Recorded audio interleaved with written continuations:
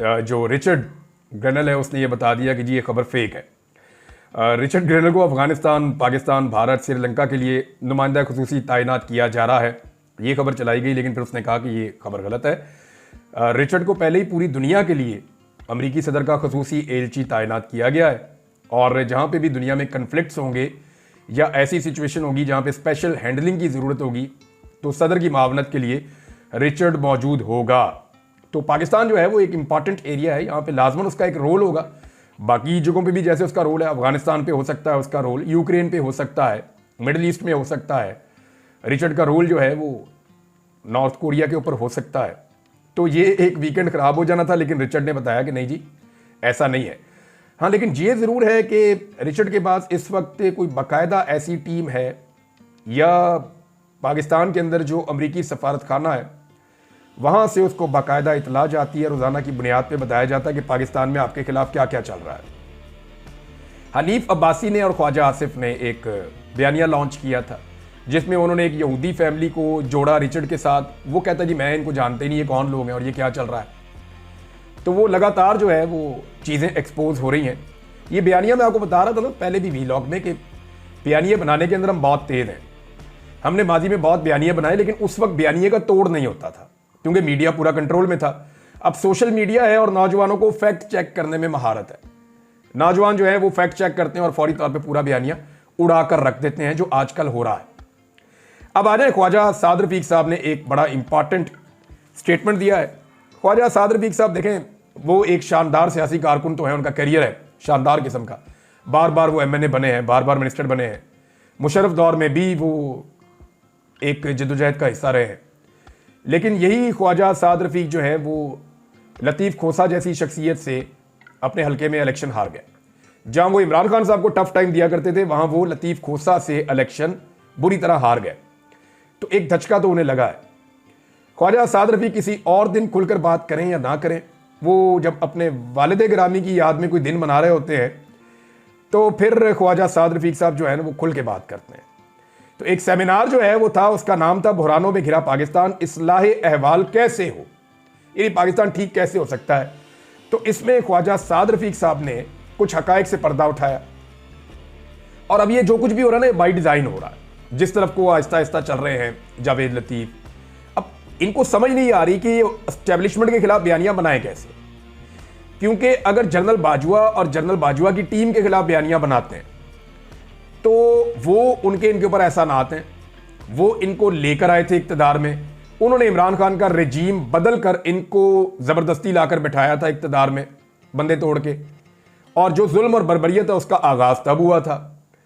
तो अगर ये उनके खिलाफ ज़्यादा खुलकर मैदान में आते हैं तो मौजूदा जो एस्टेब्लिशमेंट की क़यादत है वो ये समझ जाएगी कि इन्होंने कल को हमारे साथ भी यही करना है। जब हमने नहीं रहना तो अपने सियासी मफाद के लिए हमें कल को गाली देंगे।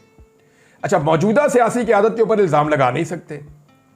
जावेद लतीफ़ हल्की हल्की टुक टुक करते हैं कि जनाब हमें ज़बरदस्ती बिठा दिया गया, हम तो जनाब आना ही नहीं चाहते थे, हमारी हुकूमत बनती नहीं है, हुकूमत तो PTI की बनती थी, ज़बरदस्ती लाकर हमें मैंडेट ही नहीं है, ज़बरदस्ती बिठा दिया गया। तो ये इस किस्म की चीज़ें जो हैं वो अब आहिस्ता आहिस्ता फ्लोट की जा रही हैं ताकि हल्की हल्की ढोलकी के ऊपर एक बयानिया बनना शुरू हो जाए। उधर बिलावल ने भी ये कोशिश शुरू की है, लेकिन बाद में आपको मैं बताता हूँ। साद रफीक ने एतराफ़ किया कि मुझे इमरान खान ने नहीं बल्कि जनरल बाजवा और साकिब निसार ने जेल में डाला था। उन्होंने कहा कि पाकिस्तान रिमोट कंट्रोल जमहूरियत से आगे नहीं बढ़ सकता। अब रिमोट कंट्रोल जमहूरियत क्या होती है? जब जमहूरियत का रिमोट कंट्रोल किसी के हाथ में हो। किसके हाथ में होगा? एस्टेब्लिशमेंट के हाथ में होगा। देखिए, जब भी जमहूरियत का रिमोट कंट्रोल एस्टेब्लिशमेंट के हाथ में होगा तो सियासतदान वही इक्तदार में होगा जिसके हाथ में बुरश होगा। या तो आप रिमोट कंट्रोल पकड़ लें अपने हाथ में, तो या आप बुरश पकड़ लें अपने हाथ में। तो इन दो सूरतों में आप इक्तदार में रह सकते हैं। तो रिमोट कंट्रोल एस्टेब्लिशमेंट के हाथ में है और जो जूते पॉलिश करने वाला बुरश है वो इस वक्त PMLN के हाथ में है। पीपल्स पार्टी और PMLN में सख्त मुकाबला है कि ज़्यादा अच्छी पॉलिश कौन करता है। साद रफीक ने कहा कि इमरान खान से इख्तलाफ नहीं है मेरा कोई ज़ाती, उन्होंने मुझे जेल में नहीं डाला, मुझे जनरल बाजवा और साकिब निसार ने जेल में डाला था, उनका तो नाम ही नहीं लिया जाता।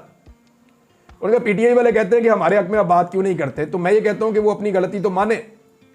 तो बात यह है कि ख्वाजा साद रफीक साहब, क्या नवाज शरीफ साहब ने पाकिस्तान की तारीख में सबसे ज़्यादा एस्टेब्लिशमेंट के साथ मिलकर हुकूमतें नहीं गिराई? और पीएमएलएन के खिलाफ अगर इमरान खान साहब की कोई साजिश थी तो आपकी हुकूमत तो गिरी नहीं, आपने तो अपने 5 साल पूरे किए थे। इमरान खान की तो आपने हुकूमत ही गिरा दी।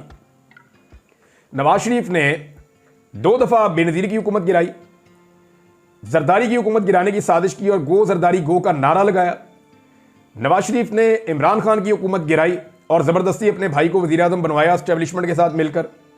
नवाज शरीफ ने जुनेजो के खिलाफ साजिश की। नवाज शरीफ ने ज़ियाउल हक के साथ मिलकर अपने सियासी मुखालिफिन के खिलाफ साजिश की। नवाज शरीफ ने IJI का एक इत्तेहाद भी बनाया। मेरे पास से वो बड़ी ज़बरदस्त एक तस्वीर निकल के आई है।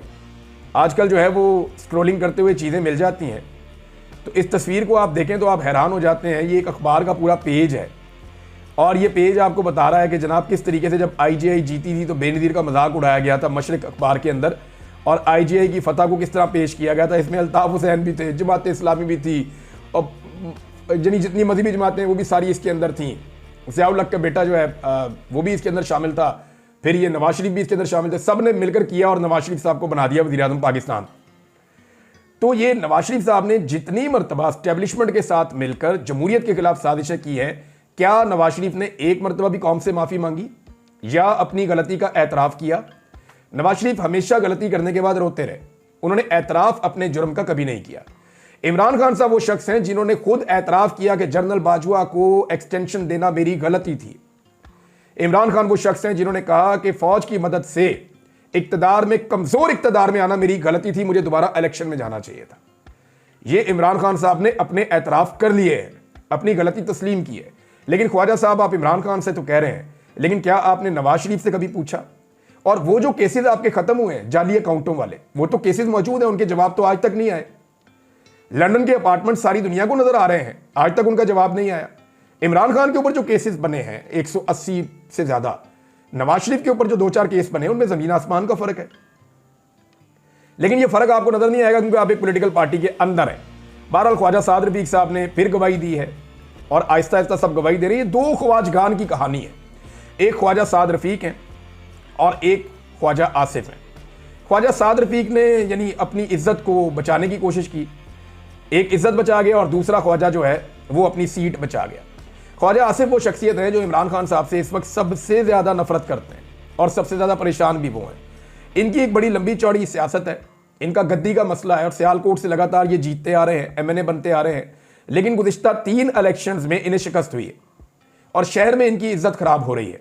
पूरा शहर कहता है कि ख्वाजा आसिफ 2013 में इलेक्शन हार गए थे उस्मान डार से, लेकिन फिर ख्वाजा आसिफ साहब धांधली से जीत गए, जिसपे पूरा साल शोर मचा रहा, बल्कि 4-5 साल शोर मचा रहा।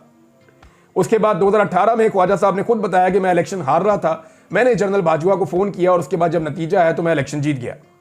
2024 में पूरी दुनिया इस बात की गवाही देती है और आलमी इदारे भी गवाही देते हैं, जो सर्वेस करने वाले हैं उन्होंने भी गवाही दी है कि 2024 में फॉर्म 45 जो है वो उसके मुताबिक जीत गई थी रेहाना डार साहिबा, जबकि जाली फॉर्म 47 के ऊपर ख्वाजा आसिफ को जितवाकर वजीर दिफा बना दिया गया। इमरान खान साहब के खिलाफ सबसे ज्यादा बुग़्ज़ और नफरत ख्वाजा आसिफ साहब में दिखाई देती है। उन्होंने हमेशा निजी नौइयत के हमले किए, हत्ता कि शौकत खानम अस्पताल को भी उन्होंने नहीं बख्शा। ख्वाजा साहब बहुत परेशान है, यानी उनकी बातें सुनते हुए ऐसे लग रहा था जैसे कि वो एक बेबसी महसूस कर रहे हैं ख्वाजा आसिफ, और वो ये सवाल पूछ रहे हैं कि 15 दिन पहले तक कोई भी मुज़ाकरात नहीं करना चाहता था, अब इमरान खान कैसे राजी हो गया मुज़ाकरात के लिए? हमारे साथ कोई गेम हो रही है। तो मैं बता देता हूं कि आपके साथ गेम क्या हो रही है ख्वाजा साहब। मामला यह है कि पाकिस्तान की एस्टेब्लिशमेंट कभी भी आपकी जमात के लिए या किसी भी जमात के लिए अमेरिका से अपने ताल्लुकात खराब नहीं करेगी। पाकिस्तानी एस्टेब्लिशमेंट के सारे मामला आप ये देखें ना, ट्रेनिंग के मामला हों, दिफा के मामला हों, आपकी मईशत के मामला हों, आपके जितने मामला हैं, आप रिटायरमेंट के बाद जाके घर लेने हो या जो कुछ भी हो, वो मगरिब के साथ जुड़ा हुआ है।